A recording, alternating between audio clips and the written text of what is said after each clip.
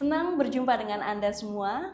Saya Diva dalam podcast KPPN Surabaya 1. Dalam episode pertama di tahun 2025 ini telah hadir bersama dengan kita Bapak Yoyo Yulianto. Selamat sore Bapak Yoyo. Selamat sore Mbak Diva. Baik, Bapak Yoyo berpantun terlebih dahulu boleh ya Silakan. Bapak? Ya, Kurang seru silakan. kalau tidak berpantun. Dari Surabaya ke Bontang, tidak lupa mondar-mandir. Bapak Yoyo selamat datang, terima kasih telah menyempatkan hadir. Terima kasih. Baik sudah, Bapak, Selamat bagaimana sore. kabarnya Bapak Yoyo hari ini? Alhamdulillah, terima kasih, baik-baik saja. Baik, semoga sehat Mudah-mudahan selalu Bapak. Ya, amin, Baik. amin. Bapak Yoyo Yulianto ini merupakan Kepala KPPN Surabaya 1 dan pada episode podcast kali ini akan memberikan informasi maupun insight-nya tentang tema kita yaitu Kantor Pelayanan Perbendaharaan Negara melayani sepenuh hati, mendorong pertumbuhan ekonomi untuk kesejahteraan masyarakat. Begitu ya Bapak? Iya, Baik, untuk itu kita bahas lebih lanjut ya Bapak. Siap, monggo. Baik. Seperti yang diketahui Bapak bahwa salah satu peran baru yang diemban oleh KPPN ini adalah sebagai financial advisor, betul begitu ya Bapak? Baik, menurut pendapat Bapak Yoyo sendiri bagaimana implementasinya sejauh ini Bapak dan apakah ada hambatan ataupun kesulitan yang mungkin ditemukan di lapangan?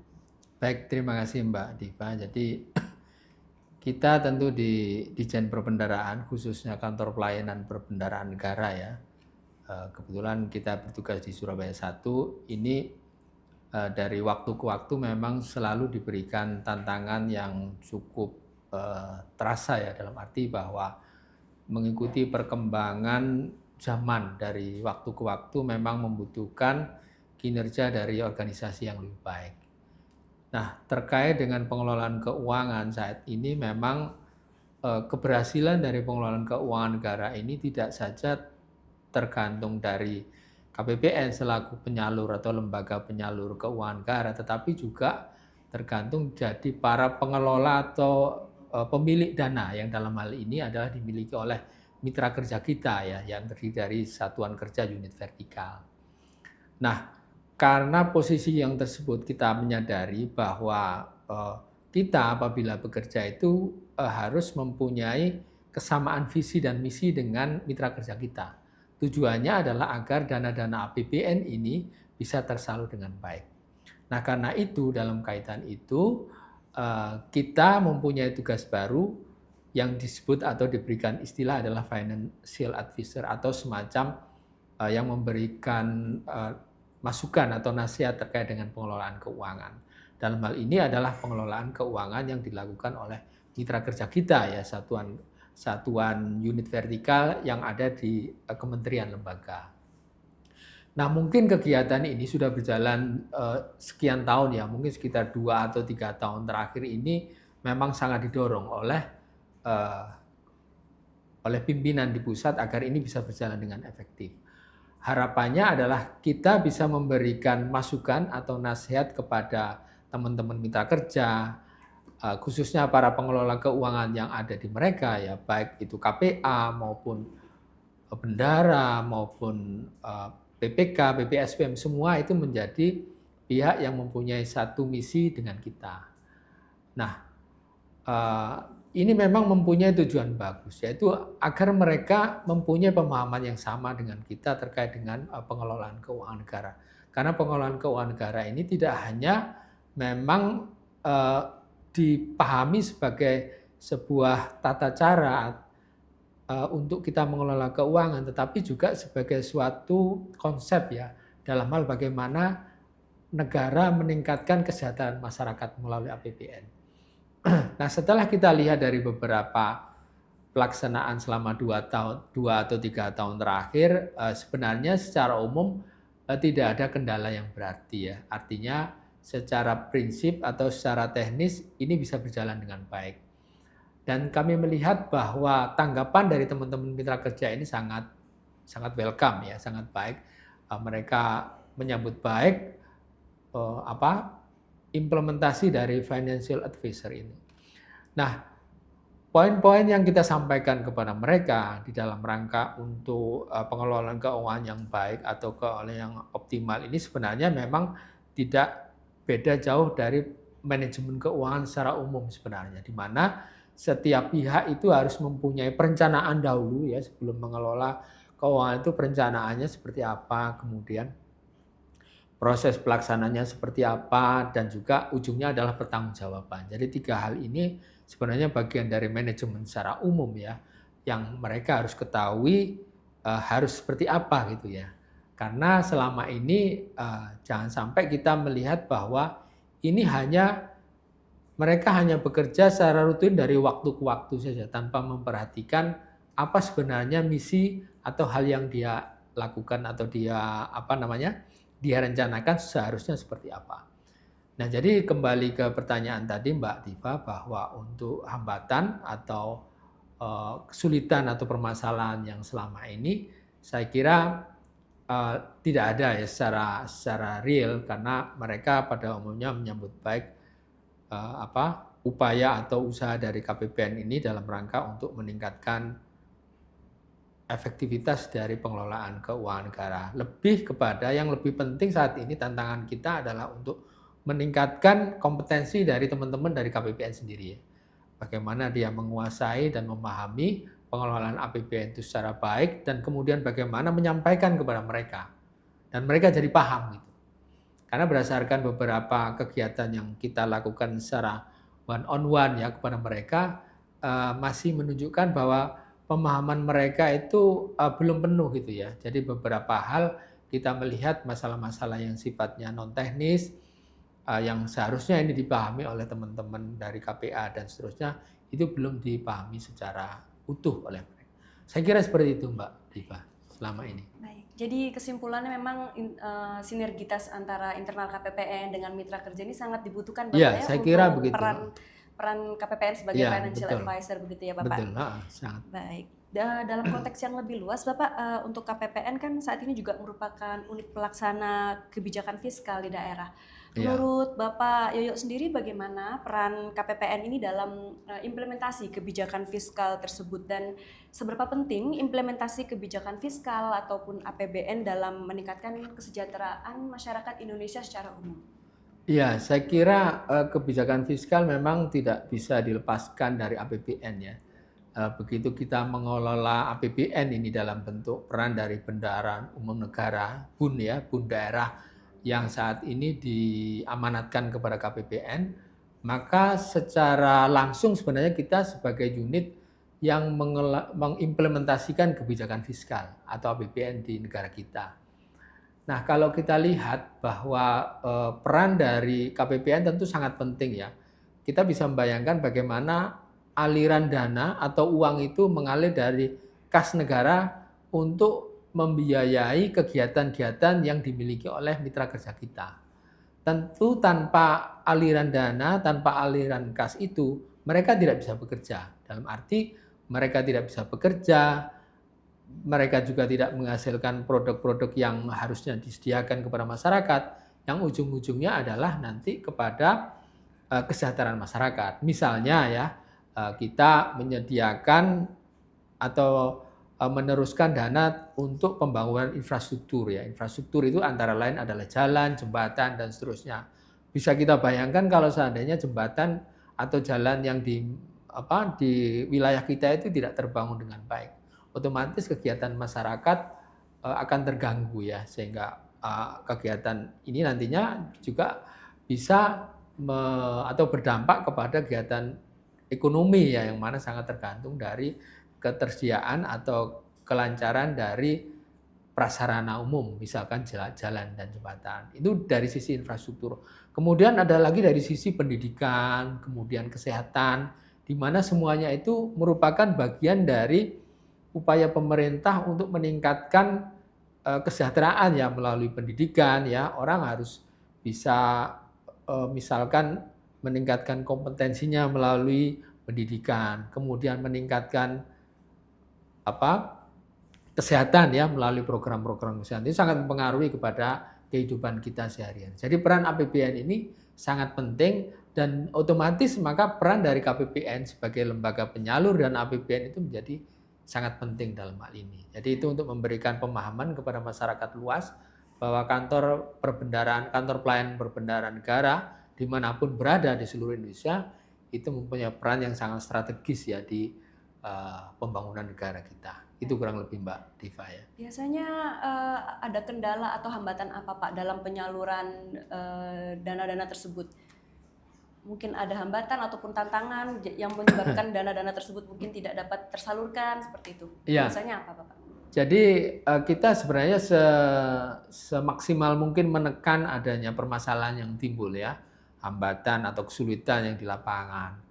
Kita sudah mencoba saat ini melalui berbagai macam metode atau tata cara penyaluran dana. Misalkan saat ini kita sudah tidak perlu menerima dokumen secara hard copy ya kalau mengajukan tagihan ke KPPN atau permintaan, tapi cukup mereka melakukan pengiriman secara digital dengan aplikasi yang sudah kita sediakan, misalkan Sakti, ya SPAN saat ini yang sudah kita gunakan.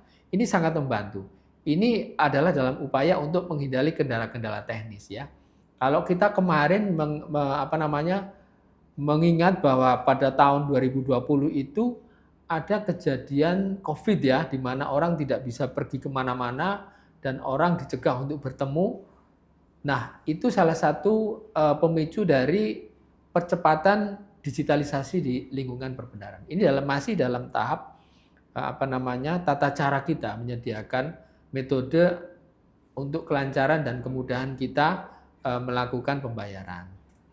Kemudian oleh karena itu kita kurangilah munculnya hambatan atau tantangan di situ ya. Kemudian yang kedua adalah kemungkinan ada kesulitan apabila memang terjadi permasalahan di lapangan ya. Sebagai contoh misalkan untuk beberapa pekerjaan di lingkungan Kementerian PUPR itu pekerjaannya biasanya sangat tergantung dari kesiapan lokasi ya, seperti jalan, jembatan itu ya. Itu beberapa kasus terjadi, tapi tidak banyak. Itu antara lain karena ketidaksiapan lahan untuk pembuatan atau pembangunan bendungan. Misalnya lahan yang harus dibebaskan belum siap, sehingga proyek tidak bisa dimulai dan akhirnya dana tidak bisa terserap. Nah, seperti itu contoh. Kemudian kalau misalkan di suatu daerah lain juga terjadi misalkan kendala cuaca gitu ya. Cuaca misalkan terjadi hujan atau banjir sehingga beberapa pembangunan terhambat gitu, sehingga itu juga salah satu yang terjadi sehingga menjadi penghambat untuk penyerapan anggaran. Itu beberapa contoh kasus ya. Baik. Ada beberapa yang lain mungkin karena waktu mungkin tidak bisa disebutkan semuanya. Baik Bapak. Oleh karena itu bagaimana Bapak peran KPPN ini dalam menjalin sinergi dengan mitra kerja untuk meningkatkan efektivitas kebijakan fiskal di daerah? Jadi kita dalam rangka menjalin koordinasi dan sinergi dengan mitra kerja di daerah ini memang sifatnya harus menyeluruh ya. Menyeluruh dalam arti dari seluruh komponen atau pekerjaan kita itu harus masuk dalam bagian yang kita lakukan koordinasi dan sinergi dengan mereka ya. Nah, itu kita lakukan sejak tahun anggaran, awal tahun anggarannya. Seperti saat ini ya, ini kita di bulan Januari tahun 2025. Dari awal waktu kemarin kita sudah melakukan koordinasi dengan mitra kerja kita melakukan evaluasi di situ ya. Kita melakukan evaluasi terhadap pelaksanaan anggaran tahun yang lalu yang sudah selesai. Nah, dari situ kita evaluasi, kita identifikasi permasalahan apa yang kemarin terjadi di lingkungan mitra kerja kita. Nah, permasalahan itu yang kita sampaikan di forum koordinasi ini agar mereka lebih concern gitu. Nah, harapannya dengan adanya masalah itu, kita bisa mendorong mereka untuk antisipasi supaya permasalahan ini tidak terulang kembali di tahun berikutnya. Nah, satu itu misalkan terhadap itu. Kemudian yang kedua misalkan untuk percepatan pelaksanaan pekerjaan, biasanya kita koordinasi dengan teman-teman mitra kerja untuk mempercepat dilakukannya perikatan kontrak atau tanda tangan kontrak antara PPK dengan calon pihak ketiga atau pemberi pekerjaan.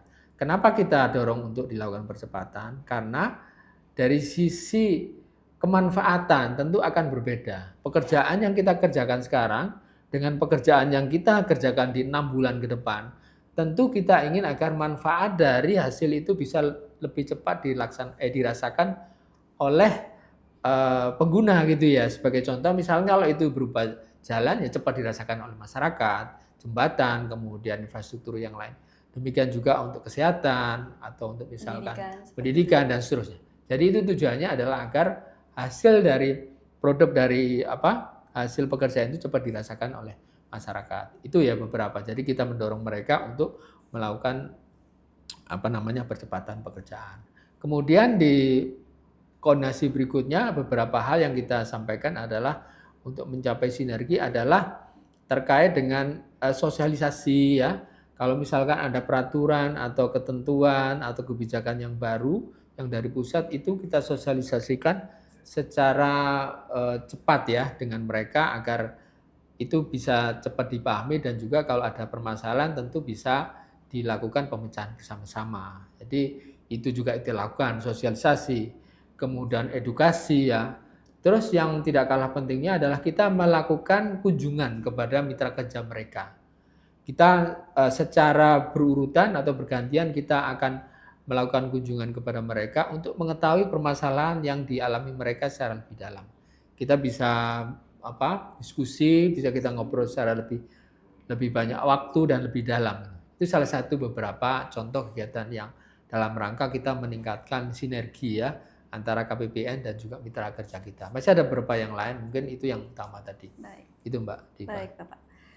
Untuk selanjutnya Bapak, kalau mengenai dengan keterkaitan antara kebijakan fiskal dengan pertumbuhan ekonomi, bagaimana Bapak melihat peran APBN dalam meningkatkan pertumbuhan ekonomi di negara kita?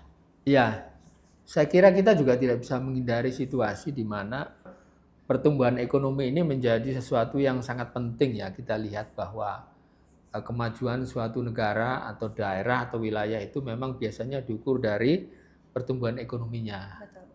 Yang menjadi permasalahan adalah seberapa jauh dari anggaran pemerintah ini bisa membantu pertumbuhan ekonomi. Memang pemerintah tidak mempunyai dana yang tidak terbatas, dalam arti terbatas ya. Nah, oleh karena itu pemerintah harus bisa mengalokasikan kepada sektor-sektor yang prioritas, di mana menjadi pemicu atau mempunyai istilahnya itu multiplier effect ya, efek berganda kepada perekonomian masyarakat. Kalau kita lihat dari struktur pertumbuhan ekonomi yang kita kenal, misalkan dari sisi pengeluaran, di mana di situ ada komponen pertumbuhan ekonomi itu dipengaruhi oleh beberapa komponen ya antara lain konsumsi dari masyarakat ya, rumah tangga, kemudian konsumsi dari pemerintah, kemudian investasi, kemudian ekspor impor ya. Ini semuanya mempengaruhi pertumbuhan ekonomi di suatu wilayah. Nah, di situ ada komponen belanja pemerintah yang dalam hal ini diwakili oleh angka yang ada di dalam APBN. Nah, ini jadi peran dari belanja pemerintah ini sangat penting dalam pertumbuhan ekonomi wilayah, yaitu. Kemudian yang kedua adalah terkait dengan alokasi. Nah, seperti saya sampaikan di depan tadi bahwa alokasi ini sangat menentukan pengaruhnya atau dampaknya secara ekonomi kepada masyarakat. Artinya, untuk belanja-belanja infrastruktur yang mempengaruhi pertumbuhan ekonomi ya seperti untuk jalan, jembatan, kemudian sekolah, ya kemudian pasar, yang sifatnya seperti itu mendorong kegiatan masyarakat itu harusnya menjadi prioritas pemerintah. Jadi kemampuan pemerintah dalam mengalokasikan dana pada pos-pos yang memang sangat penting atau yang mempunyai istilahnya tadi itu multiplier efek atau efek berganda kepada ekonomi, itulah yang dituntut dari masyarakat. Karena kalau seandainya dari swasta itu tidak mungkin, karena swasta tidak ada yang mau membangun jalan kan, tidak ada untungnya di situ ya. Maka pemerintah harus turun tangan di situ. Nah, kalau kita lihat lagi bahwa memang pertumbuhan ekonomi ini juga tidak semata-mata karena APBN, tapi juga banyak yang lain ya. Tapi setidak-tidaknya dari anggaran APBN itu kita bisa melihat pengaruhnya kepada pertumbuhan ekonomi ini cukup besar ya. Selain dari kalau dari struktur pertumbuhan ekonomi yang ada di negara kita atau di wilayah Jawa Timur misalnya, yang masih banyak menentukan pertumbuhan ekonomi adalah belanja rumah tangga, di mana lebih atau sekitar 50% dari pertumbuhan ekonomi dipengaruhi oleh belanja rumah tangga. Dan belanja belanja pemerintah, ya sebenarnya ini lebih kepada mendorong terjadinya multiplier effect tadi itu, lebih kepada itu ya. Jadi secara umum peran dari APBN ini sangat signifikan ya, khususnya untuk kegiatan-kegiatan yang sangat penting di masyarakat.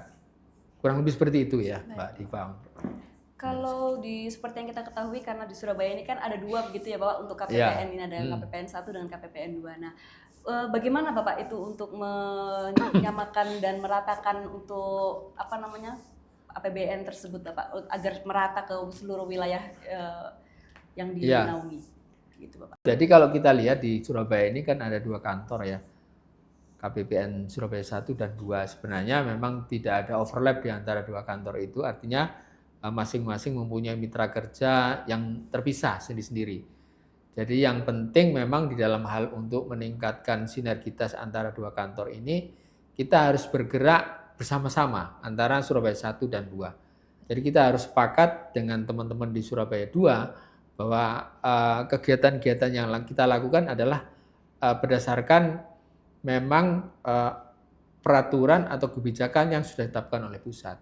Dalam beberapa hal memang kita melihat dari karakteristik dari mitra kerja itu berbeda-beda, itu sangat tergantung dari masing-masing KPPN bagaimana cara mengelolanya atau mendampingi. Tapi itu yang lebih penting adalah bagaimana kita mengelola dana itu secara baik dari sisi kebijakan. Misalkan kalau kita ingin pertumbuhan berjalan bagus di masyarakat atau di wilayah Surabaya atau Jawa Timur, ya kita dorong bersama-sama dengan antara Surabaya 1 dan 2 gitu. Kita dorong kekompakan agar misalkan belanja pemerintah itu bisa segera alirkan kepada masyarakat melalui berbagai macam kegiatan ya, melalui belanja gaji, belanja barang, belanja modal dan lain-lain. Jadi tidak ada masalah dengan Surabaya 1 dan 2. Yang diperlukan adalah konsolidasi ya, sinergi antara 2 kantor itu. Kerjasama. Ya, kerjasama dan lain-lain ya. Baik Bapak. Ya. Baik. Untuk pertanyaan terakhir Bapak, dalam rangka ikut mendorong semangat anti korupsi yang selalu digaungkan oleh pemerintah, Bapak, apa peran dan kontribusi KPPN selaku instansi vertikal pengelola APBN? Jadi kita mengetahui ya bahwa mengelola uang ini kan cukup riskan ya, cukup riskan dan rentan gitu. Pada saat kita melihat uang itu kadang-kadang muncul godaan-godaan ya yang membuat seseorang itu tertarik atau tergoda untuk mengambil kepentingan-kepentingan pribadi, individu gitu yang menyebabkan mungkin kerugian misalkan di sektor APBN. Nah, maka KPPN dalam ini selaku pengelola, salah satu pengelola utama ya dalam APBN, harus mempunyai sistem pencegahan yang baik dengan berbagai macam cara ya. Misalkan kita melalui peraturan-peraturan ya yang ditetapkan oleh pusat. Kemudian kita juga mempunyai aturan bagaimana sistem kerja itu harus dibangun. Sistem kerja yang ada atau yang sudah dilaksanakan selama ini sudah memungkinkan terciptanya prinsip check and balance. Jadi kontrol ya, saling kontrol. Jadi sistem itu harus dibuat seperti itu supaya tidak ada bagian yang benar-benar sendirian gitu. Jadi harus ada bagian lain yang ngecek gitu, saling memeriksa gitu sehingga tercipta adanya sistem yang baik, sistem pengendalian yang baik. Tetapi yang penting dari itu, lebih penting adalah masalah SDM. SDM ini kan dinamis mereka itu.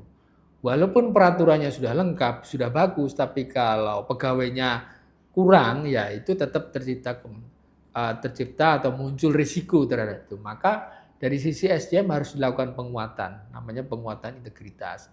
Kita bangun budaya dari sisi SDM yang kondusif ya, dalam arti kita punya nilai-nilai di Kementerian Keuangan itu ada integritas, profesional, kemudian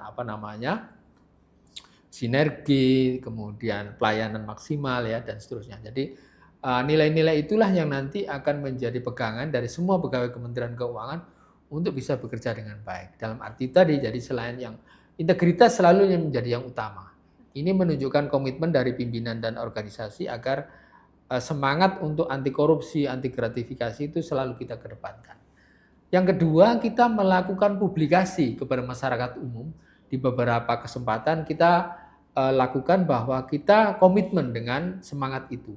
Kemudian kita menciptakan wilayah-wilayah yang istilahnya WBK ya, wilayah bebas dari korupsi, kemudian gratifikasi dan seterusnya. Kita canangkan itu seluas-luasnya kepada masyarakat agar masyarakat ikut mengontrol kepada KPPN bahwa Anda sudah mengatakan, sudah deklarasi bahwa Anda sebagai lembaga yang WBK dan seterusnya. Otomatis kita mempunyai tanggung jawab secara moral ya kepada masyarakat. Nah, itu. Kemudian yang berikutnya adalah adanya punishment yang tegas apabila terjadi peristiwa yang mengarah ke sana. Misalkan ada penyalahgunaan gitu ya, penyalahgunaan APBN. Itu benar-benar bisa diberikan sanksi yang tegas itu. Yang ini memberikan efek deteren, istilahnya efek seseorang itu menjadi takut melakukan sesuatu karena hukumannya berat gitu. Nah, itu ya juga kita harus lakukan seperti itu dan itu sudah terlaksana selama ini. Dan mudah-mudahan tentu dinamika ini bisa kita kelola sedemikian rupa.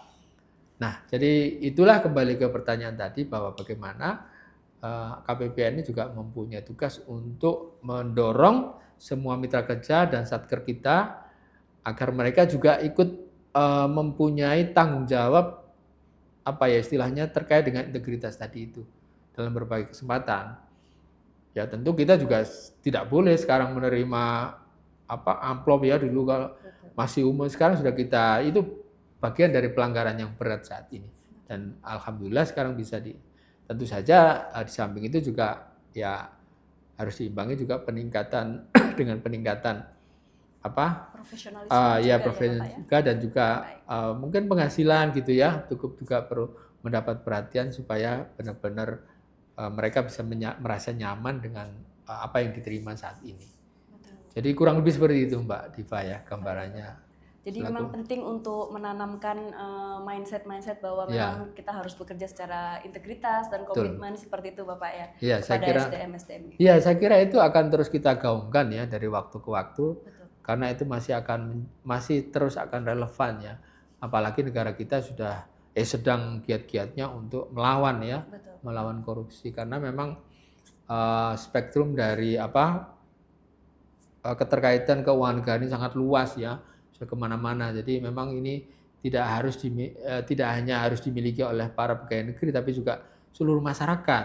Karena biasanya kalau terjadi begitu itu kan ada kalau mungkin kita menyampaikan semacam konspirasi gitu ya, persekongkolan antara dua pihak kan biasanya itu kan antara pemberi jasa dan penerima kan gitu sehingga terjadi hal-hal yang tidak kita inginkan.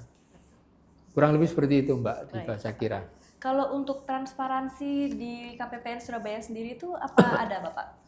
Bagian dari prinsip GCG ya, tata kelola yang baik, transparansi, tentu kita juga mendorong terjadinya itu. Kita melakukan berbagai publikasi ya terkait dengan realisasi realisasi pembayaran kita. Kemudian kita menjelaskan kepada masyarakat terkait dengan tata cara pengajuan SPM misalnya, kita harus tegas memberikan jaminan kepada mereka.